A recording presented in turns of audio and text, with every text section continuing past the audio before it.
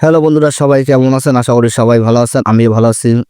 Comment করে জানাবেন আপনারা সবাই কেমন আছেন। আমি অনেকদিন পর আবার এসেছি। দেখুন, আমি কথা বলতে চাই মামুনকে নিয়ে আর লায়লাকে নিয়ে। এখন যে ওরা যে পরিস্থিতি যে শুরু করেছে, সেগুলো দেখলে অনেকে মাথা গরম হয়ে যায়। একসময় লায়লা মামুন কি করেছে আর কি না করেছে সবাই দেখতে পেয়েছেন। অনেকে লাইভে সেটা দেখতে পেয়েছেন যে তারা অনেক কি বলেছেন, অনেক ইন্টারভিউ তারা নিয়েছেন। তারা কি বলেছে আর না বলেছে সেটা আমরা সবাই শুনেছি বা দেখেছি। লায়লা মামুনকে তার নামে কেস করেছিল, সেই কেসে তাকে বলা হয়েছে তাকে নাকি লায়লাকে ধর্ষণ করা হয়েছে। আরো ধর্ষণ করা হয়েছে কিনা সবাই জানেন বা অনেকে বলেন নাই বা বলেছেন। এখন মামুনকে আমাকে 7 দিনের জন্য রিমান্ডে রাখা হয়েছে। জেলের ভিতরে 1-1.5 মাস তাকে জেলের ভিতরে থাকতে হলো। এখন জেল থেকে বাইরানোর পর তার মা অর্থাৎ মামুন দুধ দিয়ে স্নান করেছে। সে বলেছে, প্রতিজ্ঞা করেছে যে কখনো তার সাথে কথা বলবে না, তার সাথে কোনো যোগাযোগ রাখবে না, তার সাথে কোনো কিছুই রাখবে না, তার সাথে কোনো সম্পর্কই নাই। এখন সেই মামুন সেই লায়লা তারা একই জায়গায় বসে তারা ইন্টারভিউ নিতে আছে।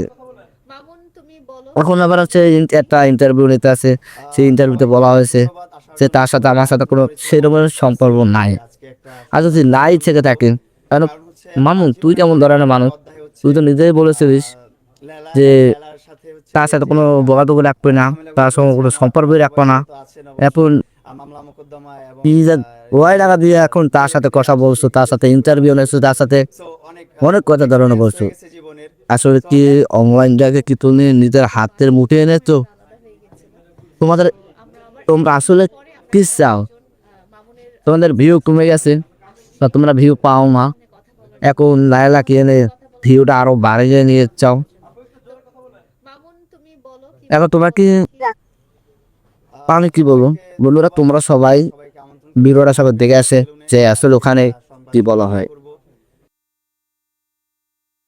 বাইরে রমজান মাস নাকি শয়তান বন্দি থাকে, তাহলে এরা কারা? তারা এখনো দুনিয়ার খোলা ময়দানে কিভাবে ঘুরে বেড়াচ্ছে? গরিবের প্রিন্স মামুন ও রাজকুমারী ব্লু ফেরি লায়লার ব্রেকআপ হয়ে গেছিল। মাঝখানে আমাদের লো বাজেটের রাজকুমারী লায়লা তার কোচি আসি গরিবের প্রিন্স মামুনের নামে মামলা করে দিছিল। এটা নিয়ে কত কাহিনী, কত নিউজ, ফেসবুকে পুরো ছেঁড়ামেড়া করে ফেলছিল। তারা আর কখনো একত্রিত হবে না বলেও সংবাদ সম্মেলন করছিল, কিন্তু এতদিন পর দেখতেছি তারা আবার একসাথে হয়ে গেছে। ফেসবুকে লাইভে এসেছে, রোমান্টিক রিলস বানাচ্ছে, আবার রিলসে হিন্দি গান লাগিয়ে ক্যাপশন দিচ্ছে। আল্লাহ তাআলা চাইলে সবই সম্ভব। দুনিয়াতে আসলে সবাই ব্রেন নিয়েই আসে, কিন্তু কিছু টিকটকের ব্রেন হাগুর সাথে বের হয়ে যায়। এটা তারা বরাবরই প্রমাণ করে আসতেছে। আসলে কি বলবো ভাই, জীবনে অনেক বেহায়া প্রাণী দেখছি, কিন্তু এদের মতো লজ্জা ছাড়া বেহায়া মানুষ নামক প্রাণীদের এই প্রথম দেখলাম। মানুষ কি খাইলে এই পরিমাণ নির্লজ্জ হয় আপনারা কেউ বলতে পারেন? জানি এখন কেউ বলতে পারবেন না, আমিও বলতে পারবো না। আসলে এই মহিলা কি সেবন করে এত পরিমাণ নির্লজ্জ হয়েছে? 18 বয়সী একটা পলা যাকে কুত্তা মার দিয়ে চেহারার ডিসপ্লে পাল্টে দেয়, আবার চেহারার ডিসপ্লে ঠিক করতে সার্জারি করতে যায়, সেগুলো ভিডিও করে ফেসবুকে আপলোড করে। এত কিছুর পরেও আবার সেই বলার জন্যই মায়া কান্না করতে করতে ফেসবুকে ভিজিয়ে ফেলে। আবার মিল হয়, আবার ঝাড়াছাড়ি হয়। এভাবেই চলে তাদের কাহিনী। আমাদের দেশে সাংবাদিক নামক সাংঘাতিক ভাইয়েরাও ক্যামেরা মাইক নিয়ে তাদের কাহিনী জানার জন্য ঘুরে বেড়ায়। পৃথিবীর সকল বেহায়া আর নির্লজ্জ জাতি একত্রিত করে যদি কোনো অস্কারের ব্যবস্থা করা হয়, তাহলে আমার বিশ্বাস সেই অস্কার জিতত আমাদের লো বাজেটের রাজকুমারী লায়লা। সবচেয়ে বিপদ হয়েছে পৃথিবীর কোনো বিজ্ঞানী এখন পর্যন্ত লজ্জার ভ্যাকসিন আবিষ্কার করতে পারে নাই। যদি করতে পারতো তাহলে আর ফেসবুকে এদের দেখতে হতো না। গরিবের প্রিন্স মামুন শেষবার লো বাজেটের লায়লার সাথে ব্রেকআপ করে এসে দুধ দিয়ে গোসল করে বলছিল আর জীবনে লায়লার কাছে সে ফেরত যাবে না। অন্যদিকে গরিবের রাজকুমারী লায়লা মামুন ফেরত আসবে না বলে আরেকজন বড়িঘর পোলা ধার করে এনে ভিডিও বানানো শুরু করে। আর গরিবের প্রিন্স মামুনের নামে ধর্ষণ মামলা দিয়ে কোর্ট কাচারি করে দুজনে কোর্টে ডেট করতে থাকে।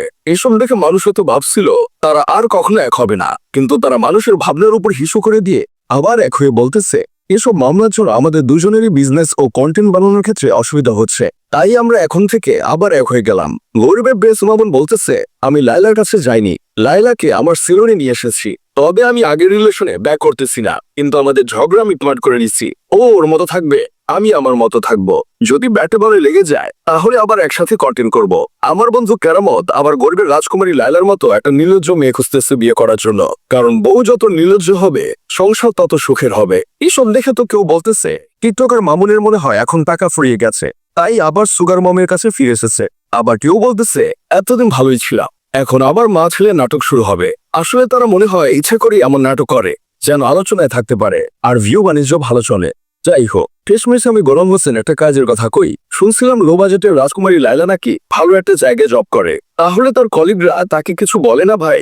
আমি তার জায়গায় থাকলে তো আমার কলিগরা আমাকে দিনে 3 বার করে সাবান ছাড়া ধুয়ে দিত। বন্ধুরা, আপনাদের কাছে ভিডিওটা কেমন, কার কাছে কেমন লেগেছে অবশ্যই আমার কমেন্টে জানাবেন। আর যদি ভালো থেকে থাকে অবশ্যই একটা সাবস্ক্রাইব করে দেবেন আর ভিডিওটা বেশি করে শেয়ার করে দেবেন। আমি পরবর্তী এই ধরনের ভিডিওটা আমি আপনাদের কাছে দেবো। ভালো থাকবেন সবাই, সুস্থ থাকবেন।